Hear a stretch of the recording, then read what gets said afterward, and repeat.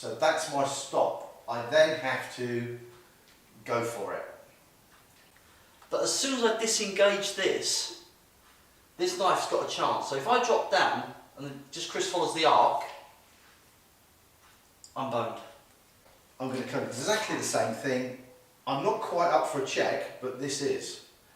I can then start doing all the techniques that we've talked about in previous videos, one that you like.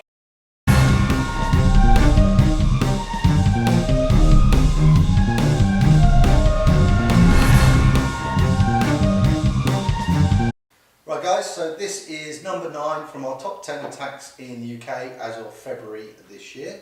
If you haven't seen our original video, it is up there. So Kev's going to take a step back and get out of the way, where we like him. And Dan's going to come up, and this will be the attack. The knife has come up, and that's... There you go, mate. Cheers. Thanks. That's what will probably happen. Somebody's got a knife. If they want to stab you, they're going to stab you, they're going to cut you. End of story. Unless you're aware. Even if you are aware, you're going to get cut. So this is something where we've been very dubious about doing, but we have been asked. We're going to break it down, and then this is our interpretation. There will be others, and there will be more to come. So please don't take this as a definitive be-all and end-all, because we are not the experts here. This is what works for us. So please bear that in mind. So Dan comes up, the usual thing. He'll either be intimidating me with a knife. So he's poking it out, he's threatening, and he's saying things like, "That's a really nice t-shirt, can I have it please?" Now, my option, he's got a knife. If I can't run that way very quickly, I give him what he wants. If you watch Master Gary Hernandez, he does a similar technique, and he talks about having a throwaway wallet and a throwaway phone, things you can give them so they've got something and you can get away. If he's at his full extent, I've got more chance of getting away. If he's bringing it back and he's going to bring it round, he's going to do that cut, I've got that split second to make a decision what I'm going to do. This is my last resort if I can't do anything else. The last thing you want to do is get a weapon fixated. And that is the really hard thing to do. What I want to do is use the back of my arm to stop the attack. I want this. Here, there's lots of nice things that if they get cut, I'm boned, let's face it. I'm expecting to get cut at this point. So if he's coming in, I'm using that and I'm striking it with my hand. I'm doing that 45, 30 degree NFL attack that we talked about. I'm not going to use this. That will be quicker than this.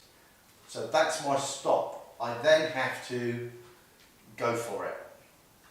It can be anything. His knee is protruding here. I can come up here and take his elbow out.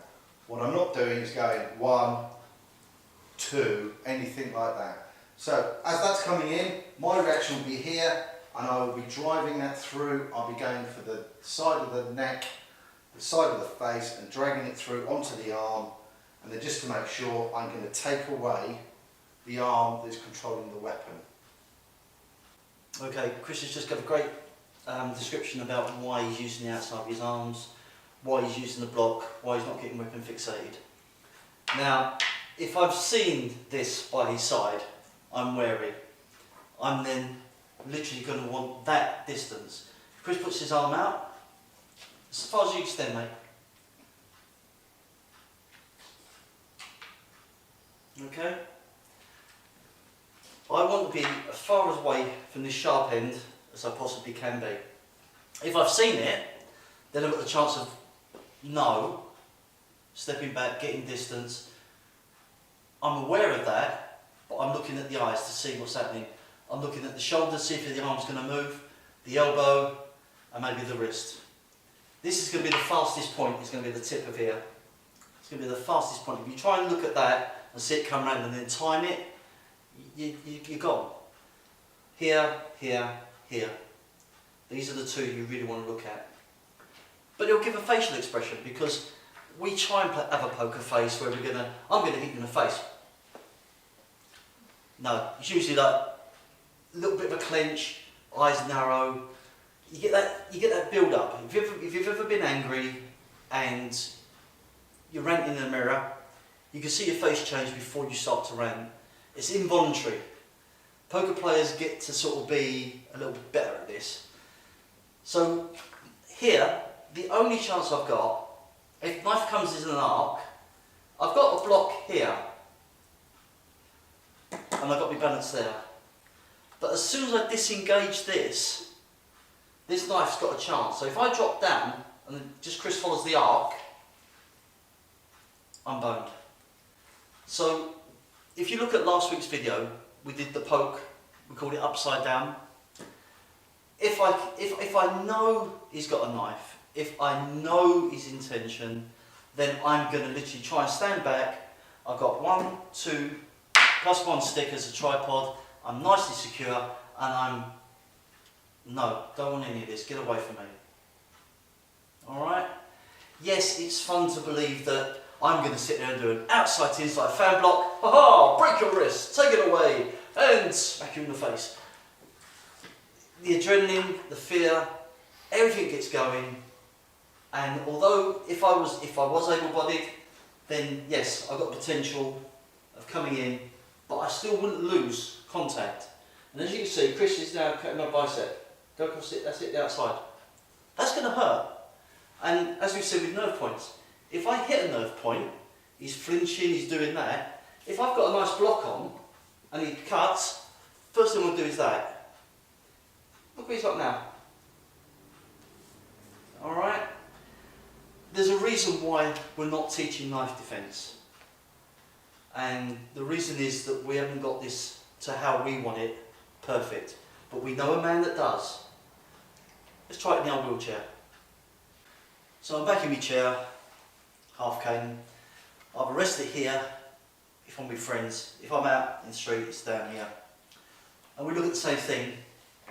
Now Dan wants to do that roundhouse, like a slash to the face. Okay.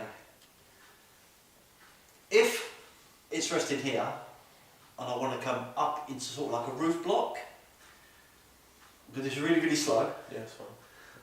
Just watch this tip on my face. Comes up there, it gets close. If he's moving forward, so keep moving forward, yeah, it's not ideal.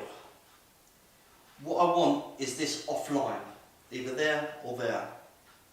If I'm using outside lines, as Chris has stated before, outside, get cuts here, it bleeds like a bugger, but you don't die.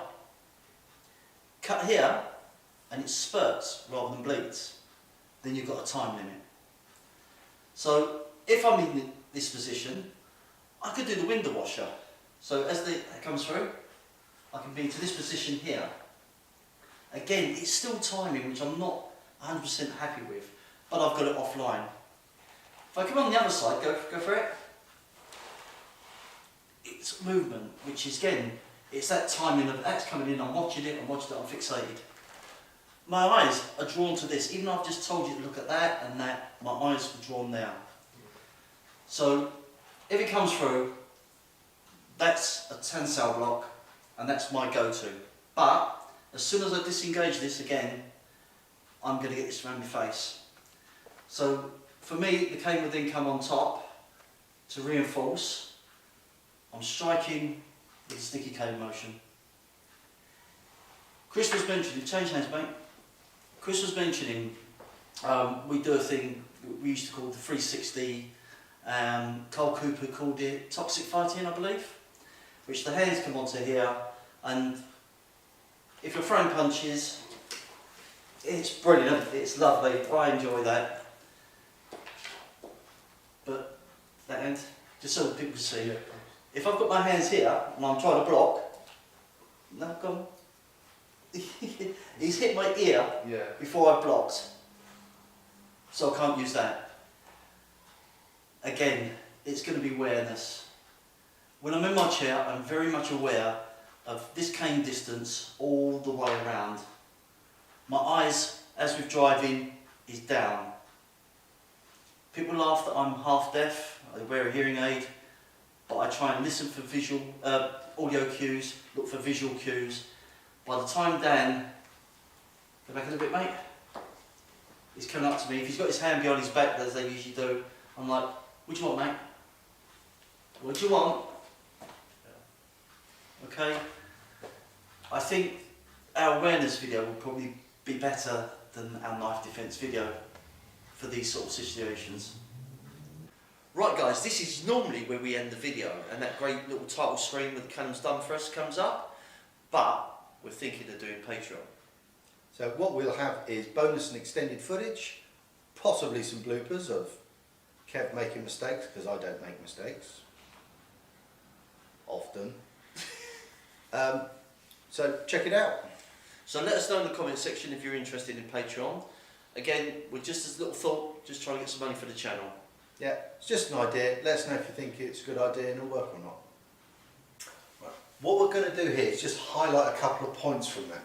So I'm going to do this empty hand. Dan comes in. What I've done is I've blocked. I'm going to be doing a lot of things at once. This is why you must train, you must drill, you must get your awareness of this. The idea of this is when I'm here, I'm also going to pull in my stump. I'm not leaning forward, I'm pulling myself in. So if I miss or mistime that and it goes through, he's going to miss. While I'm doing this hand is not going to be doing nothing. I'm not going to be going 1, 2, oh look, I've devastated him. This is going to be doing something. For safety when we train, we hit the shoulder. I like to hit the sternum, or I use my scissor hand strike and I clunk the throat. Daisy will do her famous tiger claw hand and rip the face. So as that's coming in, I'm coming in and I'm striking. Just by hitting the shoulder briefly, it gives me a couple of seconds sometimes, but it gives me a brief respite, and then I can look at, my brain will suddenly kick in and go, you know how to deal with this. So I can either just start punching him in the throat, groin strikes, knee, whatever's available that you see. So we're keeping this very, very simple. With the cane, if I see that's coming in, I've got, what would win on that one? It would be that's not fast enough. If I see him draw back, I may get it in first, but that still might come through on pure muscle memory and momentum. So I'm going to come, it's exactly the same thing. I'm not quite up for a check, but this is. I can then start doing all the techniques that we've talked about in previous videos, one that you like. If you really want to, and you just want to run away, you can. You can just flick through the legs, and I'm going to push and control that hand, and then I'm going to run away by rotating that cane. Very good cane master's technique. I've known so many people use this technique, and for some people it's the only technique they've used. And these are people in their 70s. So bear in mind, back of the hand, make yourself, get your organs out of the way. While that's going on, do your check, your distraction. This is very good here. You can do these driving techniques. Find what works for you. I'm quite fond of doing this because I can draw down and I've got several strikes. If you want to keep it nice and simple, destroy the arm. That becomes negated. And that's what you're after. Now I've got time to run.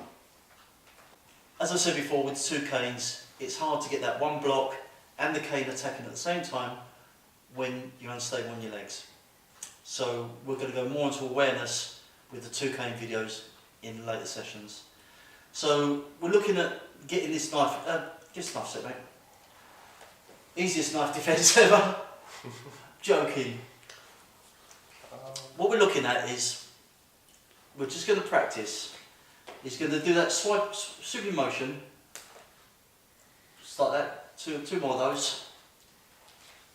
And then I'm going to bring in this motion. All it is, I've got back of hands. I'm like, no, don't hit me.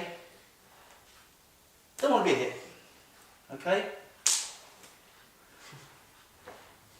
Big thank you to Sifu Keith Lyons, my old Sifu, and he had us drill every single lesson of every single day, one move. And this was your go-to move. Mine was this, a double hand strike. And he asked me why, and I said, well, I don't know if it's a right or left hand punch he's coming in, so I'm using both. As soon as I see the shoulder move, I know that that's going to come out further than this one, but that's still going to extend forward. So go again, my friend. You alright? Yeah. I'm not putting any pressure in this. No, All I'm doing is extending. There's no speed. What Dan's going to do now is going to throw a punch at me. Now I can be talking to the camera, I can be looking elsewhere. As soon as he throws the punch, I've got to react. I don't know when it's coming or what's going to happen.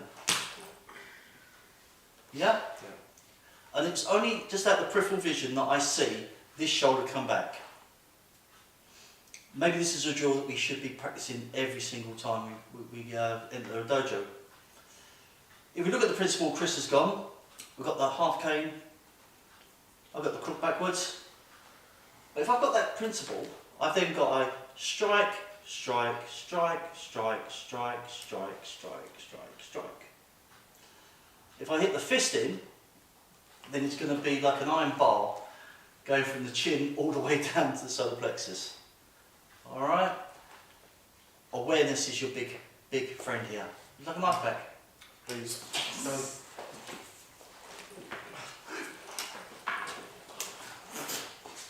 Thanks for watching, guys. Hope you liked the video. Don't forget to smash the like button, drop us a comment. Don't forget to subscribe if you haven't done so, so hit that subscribe button. Don't forget to ring the bell. Don't forget to care and share. And as always, free to fear.